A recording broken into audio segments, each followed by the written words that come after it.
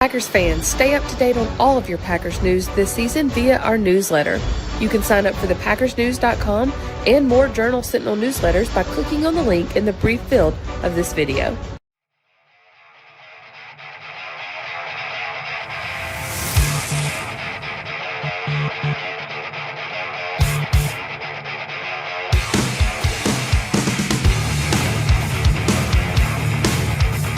Hello, Packers fans. Welcome into the Green 19 podcast from JS Online and PackersNews.com. I'm Kassidy Hill, joined as always by Tom Silverstein and Ryan Wood. Where, guys, we have made it through one of the longest weeks. This week has been a month, hasn't it? Made it through one of the longest weeks in the preseason. The Packers have gotten down to their 53-man roster, their initial 53-man roster, as we always say. Brian Gutekunst talked on Wednesday and said that there's a lot of guys in this locker room over the past couple of weeks that deserve to be there. There were more than 53 guys that deserve to be on this roster.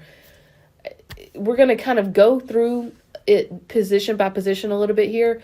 But Ryan, let me just start with you. Your initial thoughts looking at this roster now that you've had like 24, 48 hours with it. My first impression was it's very initial. There's going to be more moves to come, and in fact, they claimed a safety and a tight end the next day off waivers.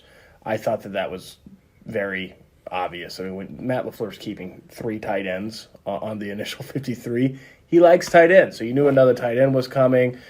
4 corners is really, really light. I was surprised that Corey Ballantyne didn't make the team just as a 5th corner because usually you keep more than 4, but they're going to go light in the secondary. They went a little heavy on the offensive line. Royce Newman made the team, and I think that surprised us maybe more than it surprised them. I kind of wondered if Royce Newman was someone that internally they liked his versatility more than he was appreciated for on the outside. All in all, I thought it was a quiet cut-down day, pretty calm cut-down day, and then we find out a day later that the Green Bay Packers had interest in Jonathan Taylor. So, when it's calm like that, there's usually something going on. Yeah, how they always say, like, be a duck, you're calm on the surface, and your feet are going 90 miles an hour below the water. That's kind of was probably Brian Gutekunst on Tuesday. Spoon, your initial thoughts when you kind of look over this roster, it looked to be pretty even offense and defense. I know we talked after the game, we thought they might go heavy on one side versus the other. What kind of stood out to you as you were breaking it down? I think what stood out to me was that it's built primarily off the last 2 draft classes. So last year's and this year's make up a huge, 20-some, almost 20 players on the roster are from those 2 draft classes, and a lot of those guys are going to be playing quite a bit. 5 starters from last year, and we got at least 1 starter out of this. I think that is their future, and that's why we saw them make some of the moves, like the moves with the punter. If they were on the cusp of a Super Bowl, I think maybe they stick with Pat O'Donnell. But I think they're building something, and it's a 2-3 year plan to get to the top. If something happens beyond that, then great for them. But even the talk about Jonathan Taylor, which I think was them just probably saying, okay, picking up the phone. What can we get? Will you take a 5th rounder for him? or something like that. But even in that sense, that's looking forward too. He's a young guy. I'm sure it was between him and A.J. Dillon when they drafted, and they're going to lose. Higher? Who was drafted higher?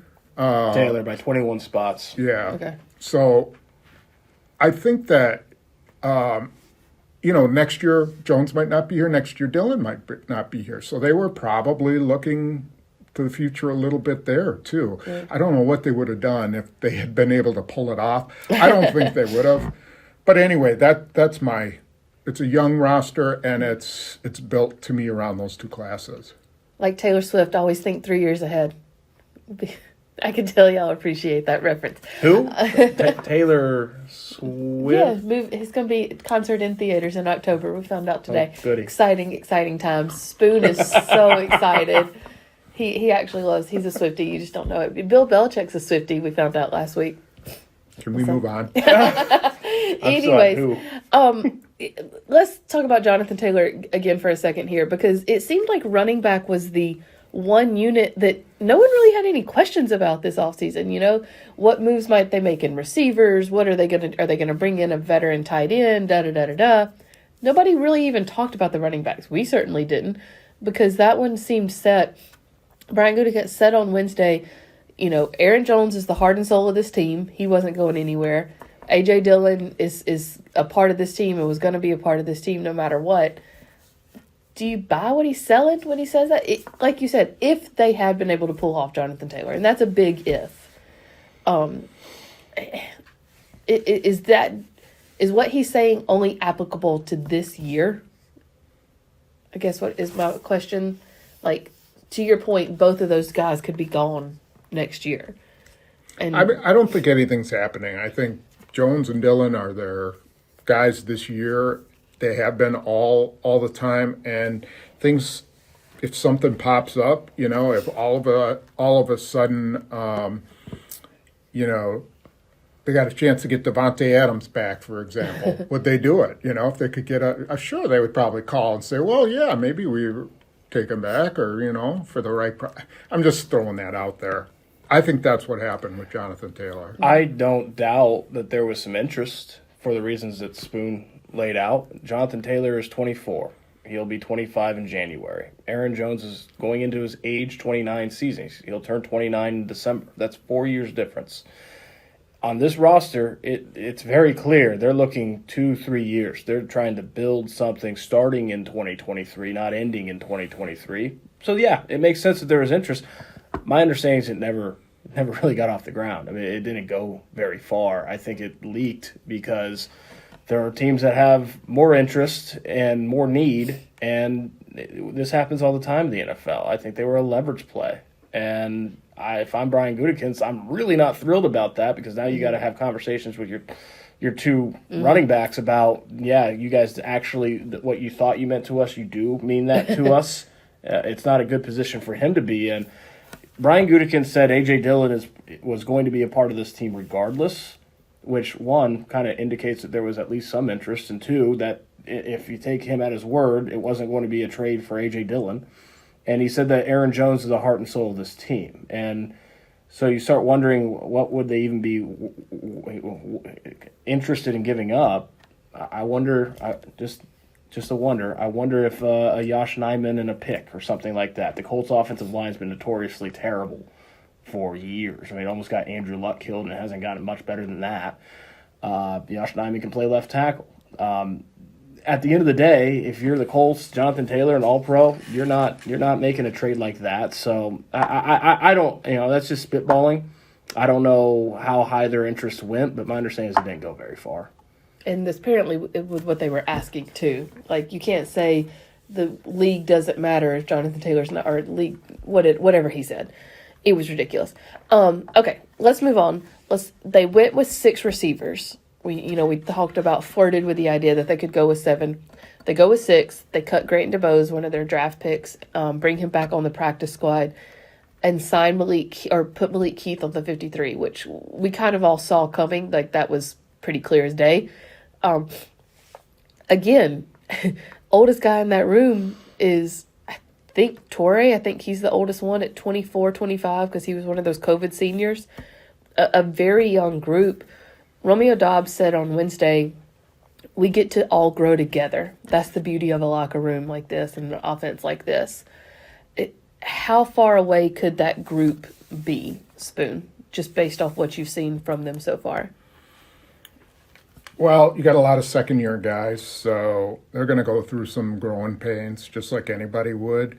To me, it's a spread-it-out offense. No one guy's going to catch, I don't think, 90 balls. Maybe Dobbs could, because he's, kind of a guy that works, the short areas really well. And on third downs, he'll probably get the ball a lot. But I can't tell you. I can't tell you that some guy's going to come in here and be Jamar Chase or something like that. I really don't know. I think they're going to go through the same growing pains that Jordan Love goes through, and they're going to kind of go through them together. When you say spread it out, I think the running backs, especially Aaron Jones, factors into that. If Aaron Jones stays healthy, I think he's going to have a career high in receptions this year. I think he's going to catch a lot of balls. He's going to be a favorite check down target of Jordan Love. And I asked Brian Gutekunst right after final cuts, what did he learn about Jordan Love through this ample preseason time that he got to see? Brian Gutekunst made it clear he wanted to see Jordan Love through the preseason. What he learned from that? And he made 2 points. One, he feels that over the last year and a half, Jordan Love has shown that he can handle any situation that comes at him in the game. Now he's got to go see it, but he feels confident in that. And then he made the point that Aaron Rodgers was 10-14 midway through his second year. And that I thought said a lot. It gives you a bearing of how they view this going forward. It's not going to be off the ground and running. They're going to be winning a ton of games right away. It's going to be a progression to that point, the same it was with Aaron Rodgers when the Packers moved from Brett Favre to him in 2008. It took time. It's going to take time with Jordan Love as well. Speaking of Romeo Doubs, possibly being someone that can catch a lot of balls, he has been held out of practice. He didn't play in the third preseason game. We were told it was a hamstring. I talked to Romeo yesterday in the locker room and asked, have you gotten it looked at? Is this precautionary? What's the status report so far? And he was like, it's really just all precautionary. He's like, I'll be fine. He talked about week 1, he would be there. Ryan, I know you got a little bit of a different sense when you talked to him earlier in the day. Should you be concerned, or do you not worry until the first injury report comes out next Wednesday? I think you should be concerned. When I was talking with Romeo Doubs, I asked him every way under the sun about week 1, and every single time he said, I'll let coach handle those questions. So he wasn't saying anything that about move. his week 1 availability. I'd be concerned because it's a hamstring. I'm not saying that Romeo Doubs won't be there week 1. I think he absolutely could be. I'm saying it's a hamstring injury, and it's just so hard to tell how long. There's such a variance on hamstring injuries and really any soft tissue injuries on the recovery time that it's hard to make anything going forward on what his likelihood is to be on the field against the Bears. But I could see it being as possible as it's not. Let's jump back to running backs for a second. The Packers ended up going with a third running back on the roster, something that they don't always do, and it was Emmanuel Wilson, an undrafted free agent who showed his speed, especially on the outside, was told that he had to work a lot on his pass blocking. If it's there yet, I guess is still in question, but he did talk to us a lot yesterday about knowing that that's something he has to work on. Spoon, does he provide enough beyond just speed to justify that roster spot? I don't know. I don't know what their plans are to use him. They obviously see a lot of potential on a 226-pound guy that can run that fast, and I understand that.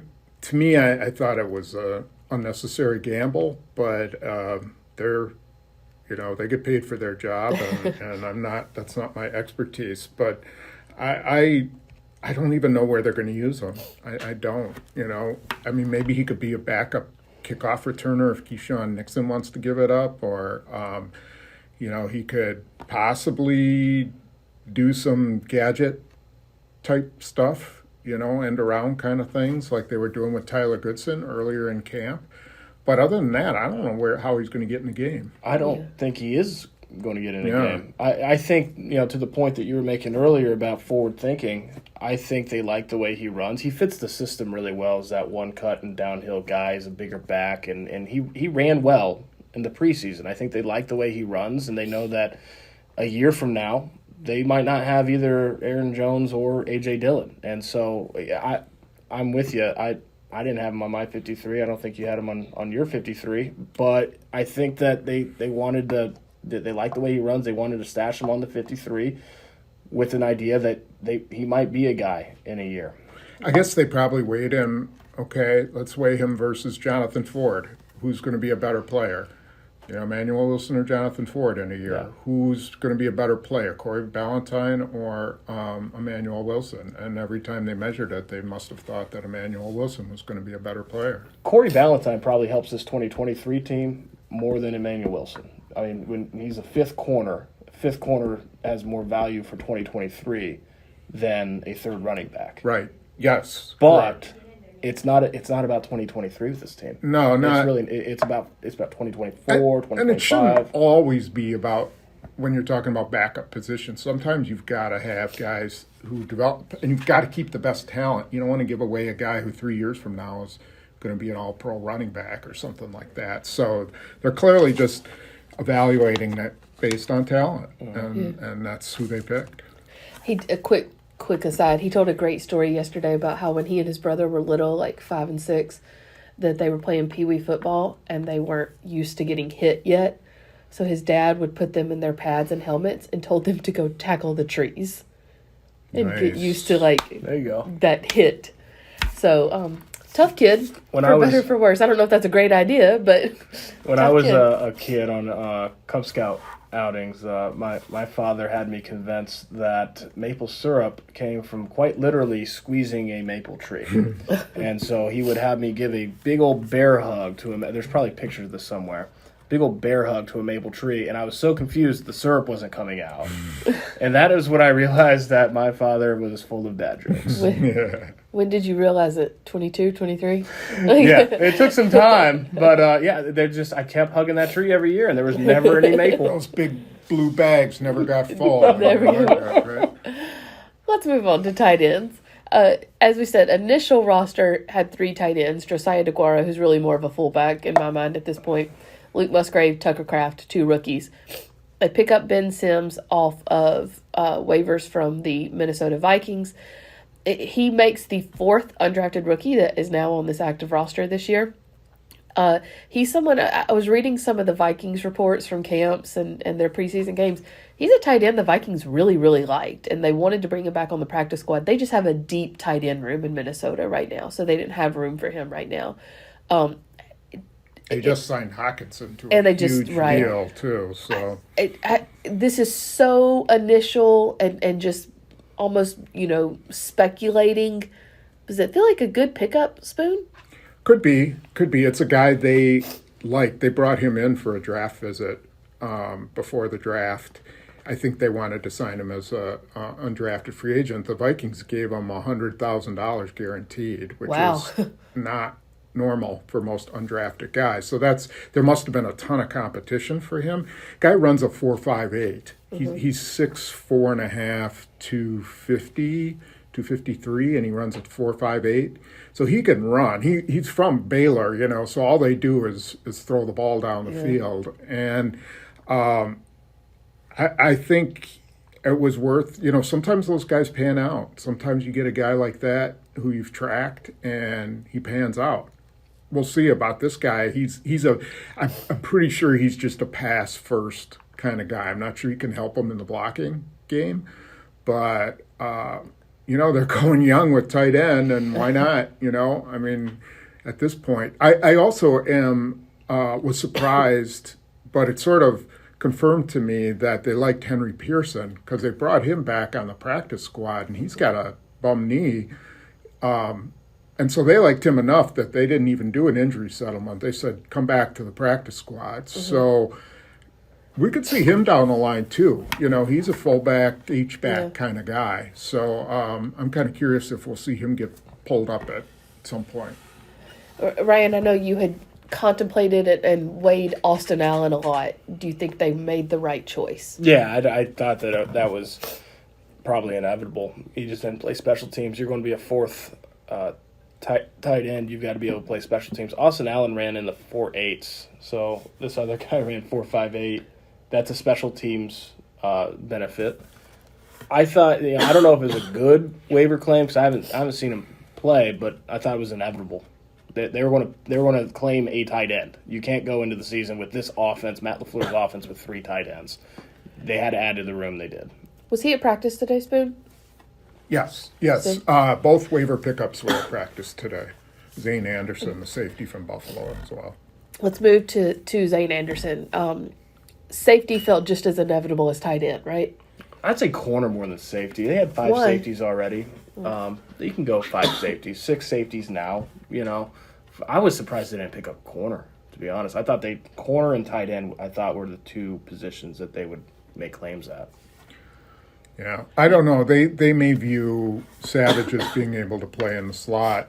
They have a lot of, with Corey Ballantyne back, they can bring him up at some point. Mm-hmm. I think it's all special teams. I think Zane Anderson's another Dallin Levitt type guy. He's going to be used heavily on special teams. I don't know if it'll be in week 1, but I think they wanted to take a look at him from that standpoint. Well, without Key, they released Tariq Carpenter. They released Jamar John Charles. Yeah. They released Ennis Gaines. Right. It's a lot of special teams there. Yeah, and they don't have Tyler Davis, too. Yeah, exactly.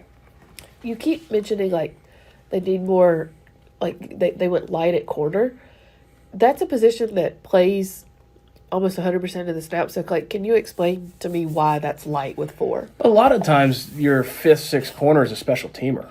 On my 53, I think I had Ballantyne and Shamar John Charles strictly for special teams. Ballantyne a little bit of the upside, and I think that he'll be a game day call-up at some point. But those are predominantly your special teams positions, guys that can run and cover kicks. So it's not even a defensive thing so much as it's the full look at the land. If there's an injury, then you're one injury away from having Carrington Valentine, a 7th-round rookie, play a ton of snaps because those guys don't leave the field.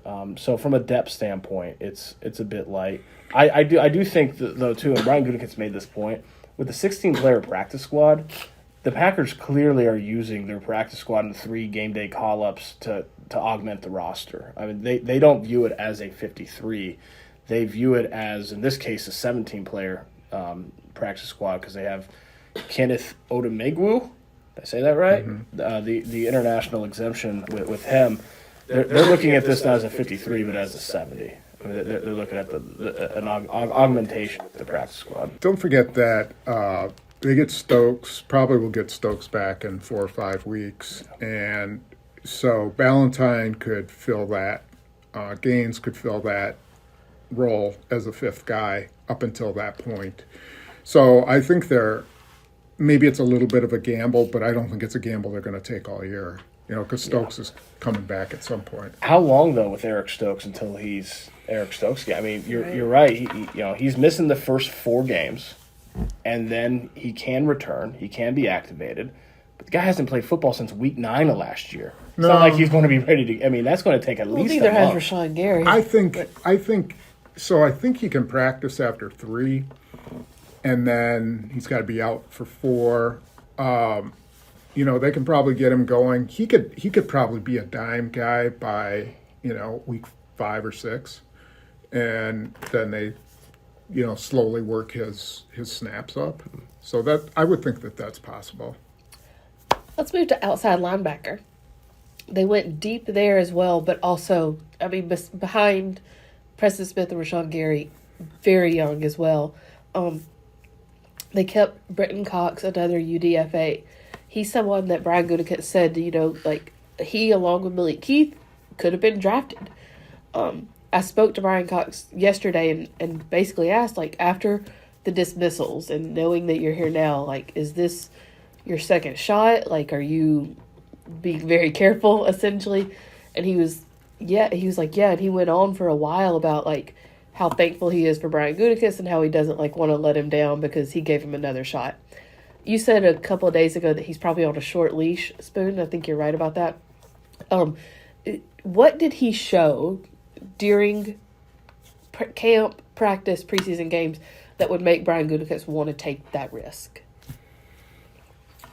He's an explosive athlete. He's got some juice in his legs. I mean, he comes off the ball fast. He plays hard.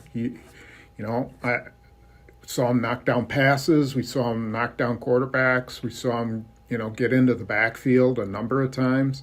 I think he's just really athletic. I mean, he was a 5-star recruit and went to Georgia. So he's got some talent.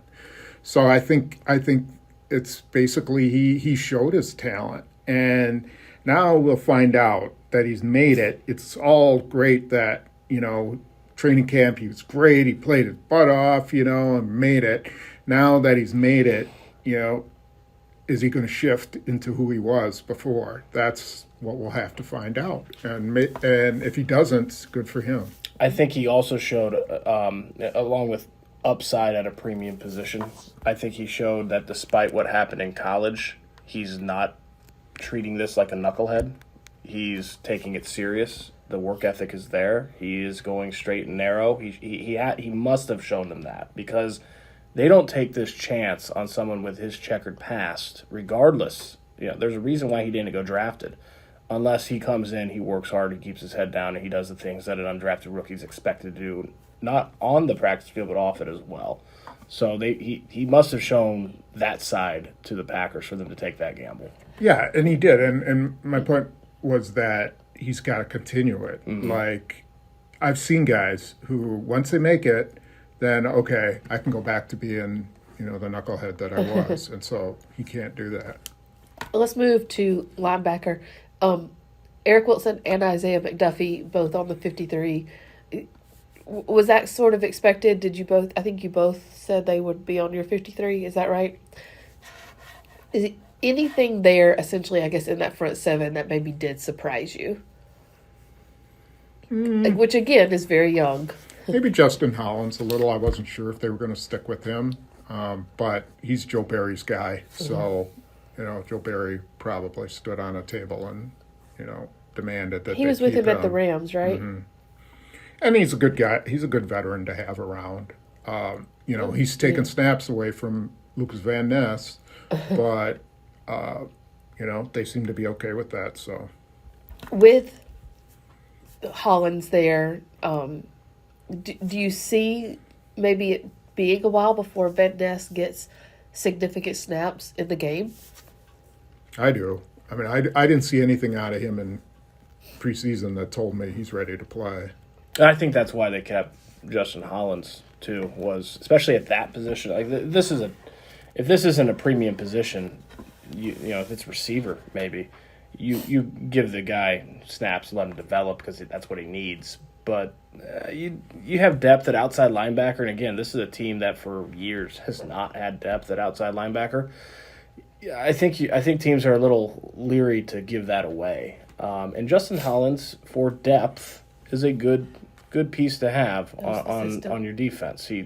Joe Barry's guy, and he showed last year coming in that he could come in a depth role and have some impact. I mean, he had 2.5 sacks in the last month of the season. And he played pretty well for that role. He's not a top of the depth chart guy, but you don't give away outside linebacker depth.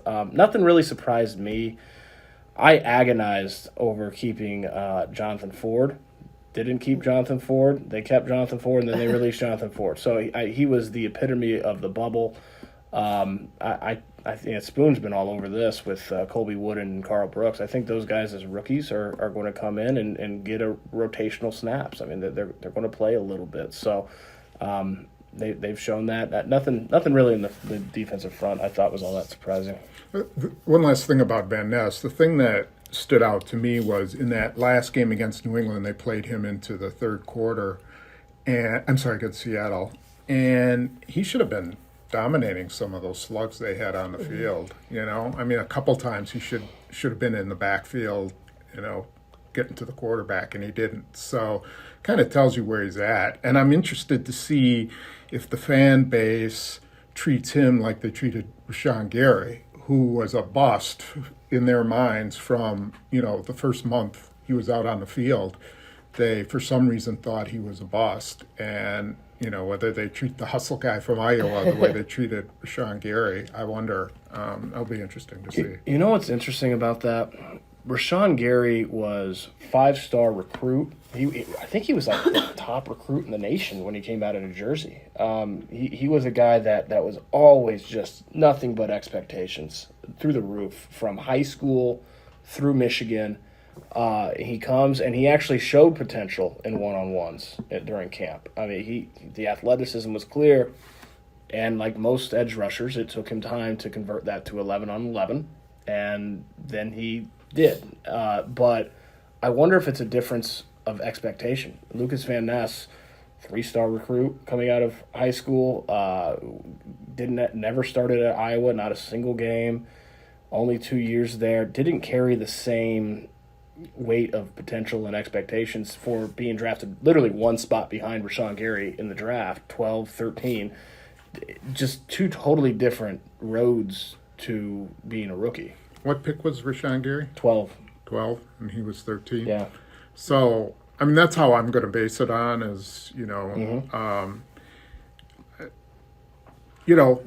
don't know. I just wanted to raise it because I'm going to be curious to see if people are as critical of him as they were of Rashawn Gary. Just a reminder, as coaches say all the time, that is the toughest position to transition from college to the NFL in. Let's switch to the other side of the trenches, offensive line. As you said at the top, they kept Royce Newman. They kept a lot of guys on the offensive line. Do you foresee a possible trade and or release from that unit within the next week or two? I don't see anything happening. Maybe later on, if they find out they have enough depth and David Bakhtiari is okay. But, he hasn't even practiced during the off week. And we'll see what his practice routine is the first week. But I think they decided that they're going to keep as many guys as possible, and they'll wait and see what happens to Bakhtiari. And then they'll adjust after that, whether they can trade somebody or not. They kept Luke Tenuta, who they're putting on IR, but another big, long tackle. That's what they want. And he's another, if for some reason Zach Tom doesn't work out, they've got Rasheed Walker ready for left tackle. They got Tenuta outside. They got a lot of options with those guys. So yeah, go back to what Brian Gutekunst said after the draft when he didn't draft an offensive lineman. He said that he thought this offensive line group, even in the spring, it looked like a tough group to crack. And when you keep 6 offensive tackles, granted Luke Tenuta went to IR, but they kept him. When you keep 6 offensive tackles, it's a lot of offensive tackles. And yeah, I think there's a reason why they kept the depth there. I think not only David Bakhtiari's, like Matt LaFleur said today when asked about Bakhtiari's status, it's going to be fluid. You've heard that a lot in the last year plus. Not just that, but also Rasheed Walker, Zach Tom can both play inside. They can both slide down to guard. Zach Tom can play center. So they might need those tackles as guards or center at some point this season if injuries, attrition strikes. So 6 tackles on the surface, it looks like a lot. It is a lot. But those guys, a couple of those guys are really versatile, and they need to have contingencies with this offensive line. They gave themselves flexibility. Yeah. And contingencies, that's a good word. I want to spend some time on special teams before we do wrap up. They went young there as well. Released Pat O'Donnell, as you said at the beginning, kept Daniel Whelan. How quickly, because Pat O'Donnell's biggest contribution, in my opinion, was what you mentioned, Spoon, his ability to hold and just to kind of help Anders Carlson through this transition. Can Daniel Whelan make that transition quick enough to be who Anders Carlson needs there as his right hand man? I don't think he can be Pat O'Donnell. I think that takes some time to know and become acquainted with what a kicker needs. I think Pat O'Donnell had, experience and knowledge about where the ball needs to be, how it needs to be tilted, what the kicker likes, what the kicker doesn't like. I think he was helping coach Carlson through those tough times. I'm not sure that Whelan can do that. I don't think he has that possibility. I think the risk factor here is that Carlson just, has this wretched season and it breaks him, mentally. And that's always a concern. Now he does not seem like a guy who gets phased. I've seen kickers who, they act like they're not phased, but they're phased. But he is pretty laid back. So I would have, I thought I would have kept Whelan. That would have been my decision. I just didn't think they had the guts to do it. I just thought for sure that they were going to go with O'Donnell because they didn't have the guts to go with a unproven holder. But I think Whelan is the better punter. I think he is. I think he's got a chance. And I'll find out in the winter too. That's a big if. We've seen guys just collapse in the winter. J.K. Scott couldn't do it. Corey Bajorquez couldn't do it. And those guys had big legs, so we'll see. I think they had the guts because at the end of the day, Anders Carlson is Rich Bisaccia's responsibility. That's Rich Bisaccia's job. And I thought the point you made with Pat O'Donnell was a really good one. It honestly, it swayed how I looked at a very close punting battle. I think that there's something lost there, not having Pat O'Donnell's influence, his experience, his catalog of expertise, working with Robbie Gould, working with Mason Crosby in cold weather with a kicker. But at the end of the day, it's Rich Bisaccia's job. Like that's on Rich Bisaccia, special teams coordinator, to groom the rookie kicker. And to your point too, they went young, they went forward thinking with Daniel Whelan. And the writing might have been kind of on the wall there, because if this was a team that is in it for 2023 Super Bowl, they keep Pat O'Donnell. But they also probably bring in competition for Anders Carlson at some point with the way his camp went, and they never did. They never did, because it's not about 2023. It's about the potential and maximizing the potential, the talent of a guy that can kick 60-yard field goals in Anders Carlson. So there's going to be rookie growing pains there if camp is any indication. But they're committed not just to Anders Carlson, but they're committed to developing the potential, the talent that they have on their roster, the young talent, long term. And what if they're I have to remember how many games they play now. What if they're 11-6, and they make the playoffs, and then if playoff games comes down to Anders Carlson, kicking a field goal and the snap goes awry or something like that, it'll be like, why did we think about it? Yeah. So I think it was this right decision to keep both the guys. Now, one point I wanted to make, you said it was a young special teams. It's a young kicking unit. The rest of the special teams, look at who's going to be on it. Dallin Levitt's going to be a key guy. Keyshawn Nixon is a key guy. Rasul Douglas is going to play special teams. Darnell Savage is going to play. Eric Wilson is going to play special teams. Justin Hollins is going to play special teams. Who else? Jair's even on field goal block. Yeah. So there's guys who I think are going to. Jonathan Owens is going to be a guy on special teams. Rudy Ford's going to be on special teams. So they have a pretty veteran unit, which they've never had here. And if their coverage and return units are good, that takes a lot of pressure off of the kicking unit. And it also takes pressure off of Jordan Love. Right. Huge.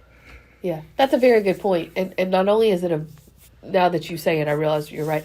Not only is it veteran special teams, but it's guys that are core special teamers. Like they're essentially here for that purpose. Yeah, and they're bringing them back from last year. So they've had a year under Bisaccia, and now, they get to do it again. Well, we are a few days away from officially being in week 1 now. Do you see any more possible roster moves before they start preparing for Chicago? Possible. I could see something happen. Yeah. But typically, I don't think he's made a lot of moves once the cut downs and the waiver claims are done. I think they got their 53 and they're ready to go. I kind of have that feeling too. You never know. Yeah. Something could, because look, Brian Gutekunst says it all the time. It's a 365-day job to build a roster. So if someone comes available that they like, they won't hesitate. But I think that they have a sense that this is their 53. I just want one last point from both of you. Brian Gutekunst was asked on Wednesday about his history of signing undrafted free agents to the 53-man roster. Looking into it today to see how many of them have panned out. Since 2005, between Gutekunst and Thompson, they've signed 42 UDFAs to their 53-man roster. They have 4 this year. What is it that they're seeing that maybe other teams don't? Do they just trust their development process? And Spoon, you've been here for a while. Do you see it work out more often than not, or nay? Well, I think they do scour the ends of the earth. I think that was a Ron Wolf principle, was that, you check it once and then check it twice. He used to tell the story about how he missed a workout, and I can't remember who it was. It was pouring. He was going out to some workout, and he just couldn't get there. And, as a result, they didn't take a guy, and he wound up being like a Pro Bowl player. And so from that point on, he was like, no matter what, we're going to scour every single, place on earth. And I think they follow that. But and they're finding guys from Fort Valley State. Yeah, but I wouldn't, they don't find Pro Bowl players out of undrafted guys.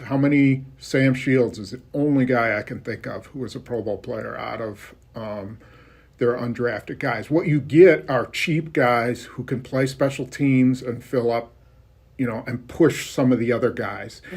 I think this year, what is the ceiling for Malik Heath? I don't know, because he doesn't have that speed. He's got potential, and he might wind up being a really good receiver, but he doesn't, his potential compared to Romeo Doubs, I don't think he has that same ceiling. And that's what you see with most undrafted guys, unless they're problem people like Cox, who's a phenomenal athlete and probably has a high ceiling. But typically those guys don't have real high ceilings. They just are able to play special teams, give you some competition on the roster.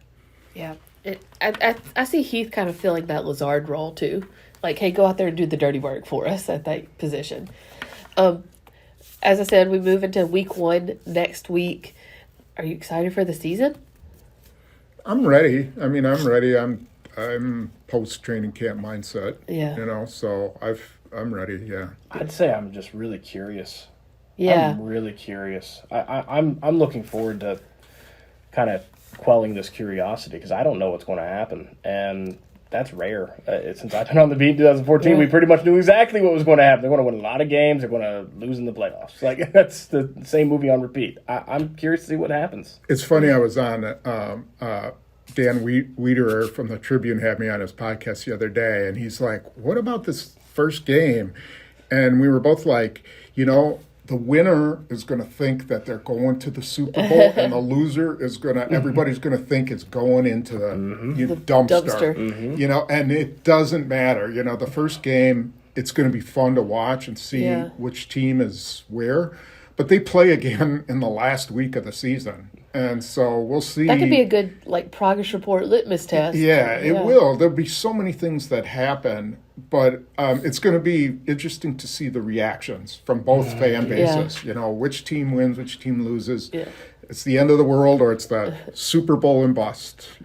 And we'll kind of get into week 1 next week. Talking about their different approaches to week 1 again this year too, after the last couple of years. But guys, we have made it through training camp. We have made it through cut down days. We have made it through the practice squad assembly. Go take a breather. Maybe, possibly. I can't. I got to go to the locker room right now. Yeah. Oh, okay. Well, after that, take a breather this weekend. Maybe in February. Get a drink and at least take 20 minutes to rest your mind before we get back on the grind. Try not to labor on Labor Day. Yeah, exactly, right? But I'm sure we will be. Guys, as I said, we're going to head down to locker room, and then we've got a weekend off before we are back to the grind for week 1. Thanks so much, guys. This has been the Green 19 podcast from JS Online and PackersNews.com.